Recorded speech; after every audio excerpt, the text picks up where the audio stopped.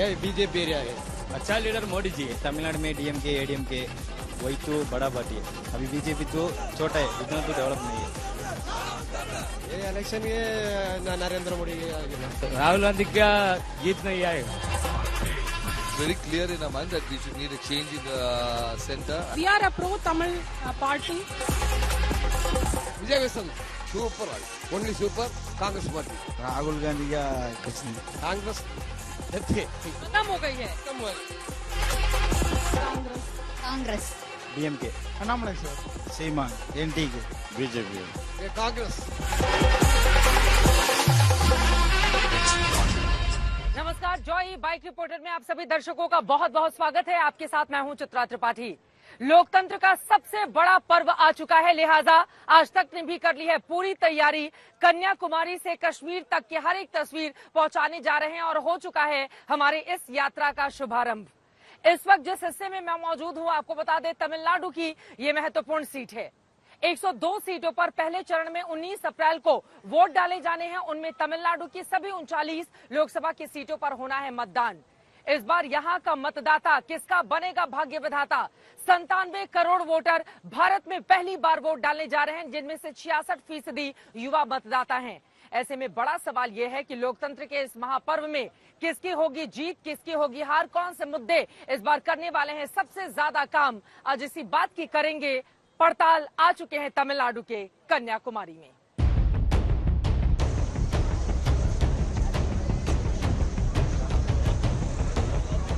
कन्याकुमारी दक्षिण में समंदर से टकराती हिंदुस्तान की सरहद, जहां राजनीति की रणभूमि में द्रविड़ बुनियाद पर पनपे दो सियासी दलों में टक्कर की रवायत रही है। वहां चुनावी अखाड़े में इस बार मुकाबला त्रिकोणीय दिखाई दे रहा है। कन्याकुमारी सीट की बात की जाए तो यहां कांग्रेस की ओर से मौजूदा सांसद विजय बसंत, बीजेपी की ओर से पी राधाकृष्णन तो एआईएडीएमके से पी नजेरत चुनावी मैदान में हैं। एक तरफ एमजीआर और जयललिता की सियासी विरासत वाली जमीन और दूसरी ओर करुणानिधि की द्रविड़ राजनीति के पारिवारिक झंडा बरदारों के बीच इस राज्य में पहली बार बीजेपी ने जबरदस्त हुंकार भरी है। दक्षिण के किले में सेंध लगाने के लिए बीजेपी ने पहली बार लीडर, कैडर, कल्चर, क्रेडिबिलिटी और कोलिशन के 5 अचूक तीरों का संधान किया है। मगर टक्कर मामूली नहीं है। जिस सूबे को दशकों से द्रविड़ राजनीति की आदत लग चुकी है, क्या वहां इस बार जमीन पर कोई फर्क दिखाई देता है?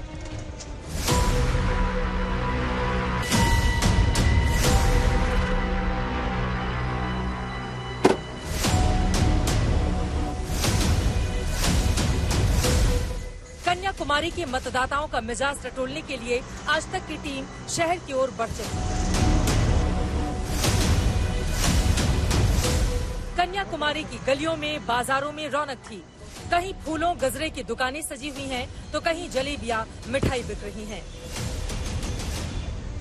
ये बताइए कि इस इलेक्शन में कौन सा लीडर है जिसका ज्यादा जोर दिख रहा है? ये इलेक्शन ये नरेंद्र मोदी नरेंद्र मोदी का दिख रहा है। ये बीजेपी एरिया है। ये इनके दुकान की फूलों की खुशबू तो बीजेपी के लिए कुछ कमाल करने वाली है। लेकिन हम चलते हैं आगे, कुछ और जगहों की करते हैं पड़ताल।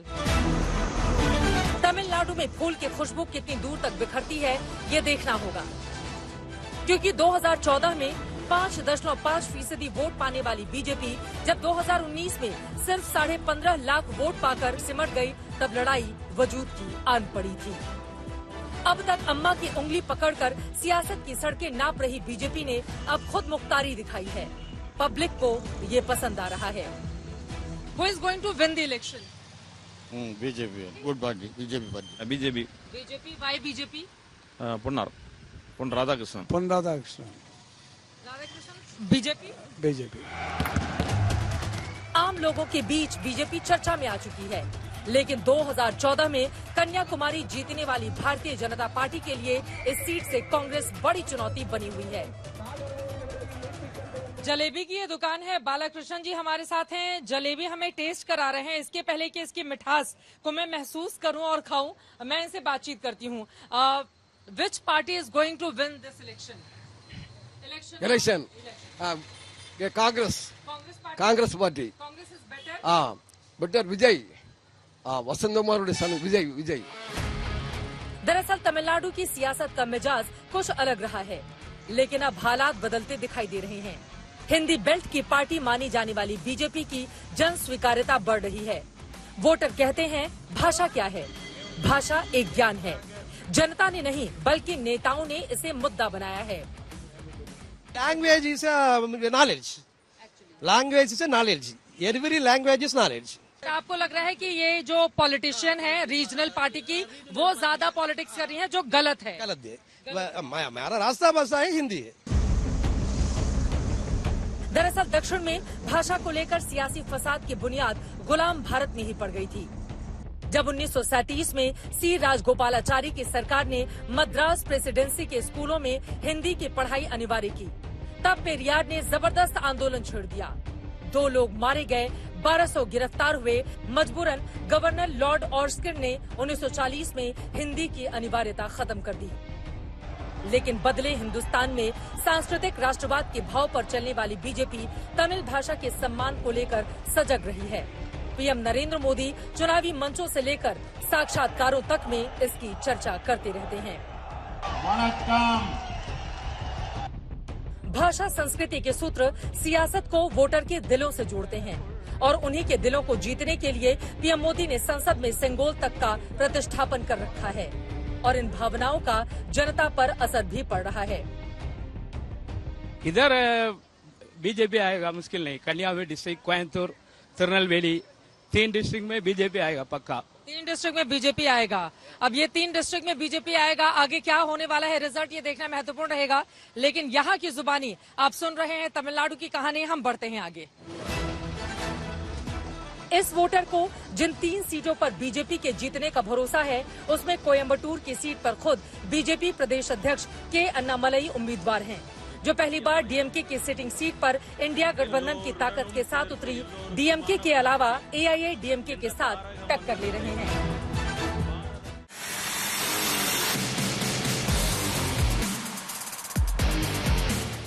कन्याकुमारी शहर में घूमते हुए हमें कांग्रेस की मौजूदा सांसद विजय वसंत का चुनावी काफिला दिखा।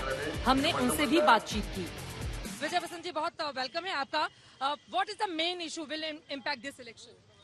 The main issue is the people are not happy with the existing government, and the southern state is more of open mindedness and that, and we believe in secularism, and here we are united with irrespective of religious and caste and all. So we are very clear in our mind that we should need a change in the center, and the people are very confident. Congress party के उम्मीदवार कन्याकुमारी में अलग अलग जगहों पर जाकर अपने कामकाज गिना रहे हैं, क्योंकि मौजूदा सांसद भी हैं। और यहाँ पर आप देख पा रहे हैं ये उनके इंडिया गठबंधन के इतने सारे झंडे जो गाड़ी के आगे लगे हुए हैं, और यहाँ पर ये कांग्रेस पार्टी है और बाकी सीपीआईएम के झंडे को आप देख रहे हैं, और अलग अलग तमाम पार्टियां यहाँ पर हैं, जिसके बलबूते तमाम दूसरी पार्टियों को लेफ्ट के उम्मीदवार यहाँ से नहीं है, लेकिन झंडा यहाँ पर लगा हुआ है, क्योंकि सभी के साझा उम्मीदवार यही हैं। इस तरह से अपनी ताकत दिखाने की कोशिश है और चुनावों में एक बार फिर से उसी दमखम के साथ उतरा जा रहा है, जैसा कि कमाल कांग्रेस ने 2019 में किया था। कन्याकुमारी सीट पर मुस्लिम और ईसाई वोटर एकजुट हो जाएं तो ये 51% से अधिक होते हैं। कांग्रेस को उम्मीद है कि इंडिया गठबंधन की ताकत से वो जीतेंगे। कन्याकुमारी की सियासत में सांप्रदायिक ध्रुवीकरण भी खूब देखने को मिलता है। यहाँ की 48% से ज्यादा आबादी हिंदुओं की है, 46% के आसपास की आबादी ईसाइयों की है। ईसाई और मुस्लिम मिलकर 51% की आबादी को पार कर जाते हैं। इसी वजह से कई बार यहाँ पर कांटे की टक्कर देखने को मिलती है, और आखिरी तक कौन जीतेगा इसका फैसला जानना बेहद दिलचस्प होता है। कन्याकुमारी की लोकसभा सीट में विधानसभा की 6 सीटें हैं। इनमें कन्याकुमारी, नागरकोइल, कोलाचल, पद्मनाभपुरम, विलावनकोड और किलियूर, जिनमें से कन्याकुमारी विधानसभा सीट पर एआईएडीएमके का कब्जा है, जबकि नागरकोइल सीट बीजेपी के पास है। पद्मनाभपुरम पर डीएमके का विधायक है और बाकी की तीनों सीटें कांग्रेस के पास है।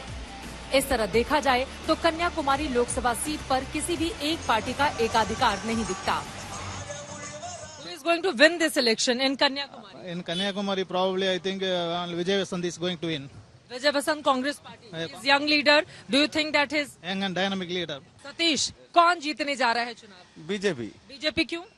वो तो अच्छा कर रहा है, मोदी से तो अच्छा काम कर रहा है। नरेंद्र मोदी अच्छा काम हाँ, कर रहे हैं। बढ़िया। सबसे अच्छा काम क्या लगा वही यहाँ के लिए? इधर तो हमको इधर गांव के लिए, वो फैमिली के लिए, सब कुछ के लिए बढ़िया, सब कुछ उसका क्या क्या रूल्स वगैरह सब कुछ बढ़िया लग रहा है। उसका एडमिन वगैरह भी बढ़िया है।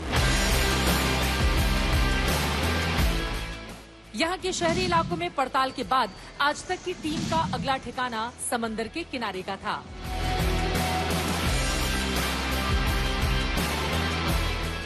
विवेकानंद रॉक मेमोरियल कन्याकुमारी की बड़ी पहचान है।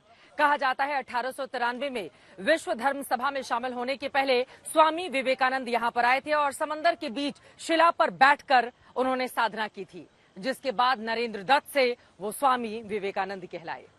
वैसे हिंदू धर्मशास्त्रों में मान्यता इस बात को लेकर भी है कि माता पार्वती के कन्या रूप में यहाँ पर बैठकर शक्ति अर्जित की थी साधना के द्वारा और उसके बाद वाराणसुर नाम के एक राक्षस का वध किया था। युवा शक्ति का प्रतीक कन्याकुमारी, जो साक्षरता दर में राज्य में सबसे आगे है। यही वजह है कि शिक्षा और रोजगार जैसे मुद्दे यहाँ के युवा इस चुनाव में भी उठाते हुए दिखाई दे रहे हैं। कन्याकुमारी के समुद्री छोर पर देश भर से पर्यटक जुटते हैं। इसी समुद्री तट पर हमारी निगाहें कुछ ऐसे लोगों पर पड़ी जो समंदर की रेत से रत्न निकाल रहे थे। तमिलनाडु की सियासत में एक बहुत बड़ा मुद्दा मछुआरों से जुड़ा हुआ है। समय समय पर इस मुद्दे को राजनीतिक पार्टियां अपने हिसाब से भुनाने की कोशिश में इस देश की सियासत में, खास तौर से इस राज्य में लगी रहती हैं। अभी हाल के दिनों में प्रधानमंत्री नरेंद्र मोदी का एक बड़ा बयान सामने आया। कच्चा तीबू टापू का मुद्दा उठाते हुए उन्होंने कांग्रेस पार्टी पर जबरदस्त हमला बोला। नरेंद्र मोदी की ओर से कहा गया कि पहले ये भारत का हिस्सा था, लेकिन कांग्रेस ने इसको श्रीलंका को दे दिया। अभी मछुआरों के लिए मुसीबत इस रूप में बढ़ गई है कि अगर कोई भी मछुआरा गलती से उस हिस्से में चला जाता है तो फिर उसको श्रीलंका में गिरफ्तार कर लिया जाता है।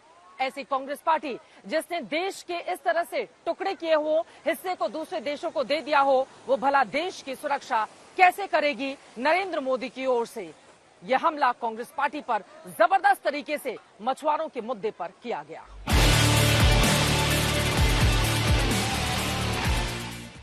तमिलनाडु में 1000 किलोमीटर से ज्यादा समुद्री तट हैं। राज्य में करीब 35 लाख से अधिक आबादी वाले इन मछुआरों के कल्याण का मुद्दा चुनावी मुद्दा है, क्योंकि बीते 20 वर्षों में श्रीलंका ने भारत के 6184 मछुआरों को पकड़ लिया। उनकी 1175 नावें जब्त कर ली थी। ये सिलसिला अब भी जारी है और मछुआरों के मुद्दे पर केंद्र और राज्य के बीच सियासी खेल भी चलता रहा है। मछुआरों की चुनावी ताकत के आंकड़े ये हैं कि तमिलनाडु के तटीय इलाकों में उत्तर के तिरुवल्लुर से दक्षिण में कन्याकुमारी तक 13 जिलों में 15 लोकसभा सीटों पर इनके वोट का असर पड़ता है। एक तरफ समंदर का संकट, दूसरी ओर श्रीलंका की सरहद का खतरा। बेहद मुश्किल हालात में चुनौतीपूर्ण जिंदगी गुजारने वाले मछुआरे राज्य की राजनीति से निराश दिखते हैं। सारा समंदर से निकाला है। अच्छा देखिए, ये जो रत्न आप देख रहे हैं इसको नवरत्न कहा जाता है और अगर आप इसको ज्वेलरी की शॉप पर जाकर सोने या चांदी के जवाहरात के रूप में देखेंगे तो ये बहुत महंगे मिलेंगे, लेकिन यहाँ पर एक पीस ये 40 रुपए में दे रहे हैं। आप लोगों के लिए कौन अच्छा लीडर है? लीडर के बारे में नहीं बात करेंगे।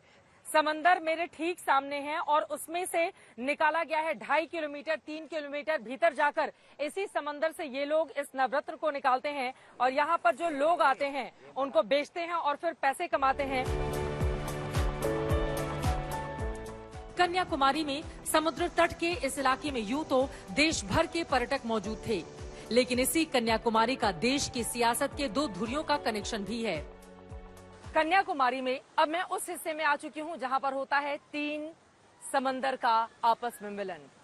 हिंद महासागर, अरब सागर और बंगाल की खाड़ी का संगम।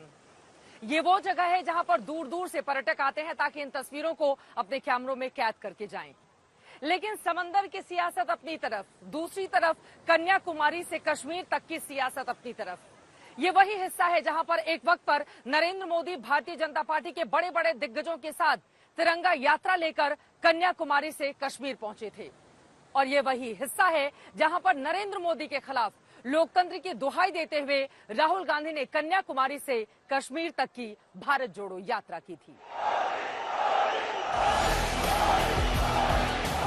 हालांकि उस यात्रा के बाद जब चुनावी मुहिम शुरू होने पर पीएम मोदी 15 मार्च को कन्याकुमारी पहुंचे तो उन्होंने तमिलनाडु में परिवर्तन की भविष्यवाणी कर दी। मैं 1991 में एकता यात्रा लेकर कन्याकुमारी से कश्मीर गया था और इस बार मैं कश्मीर से कन्याकुमारी आया। साथियों,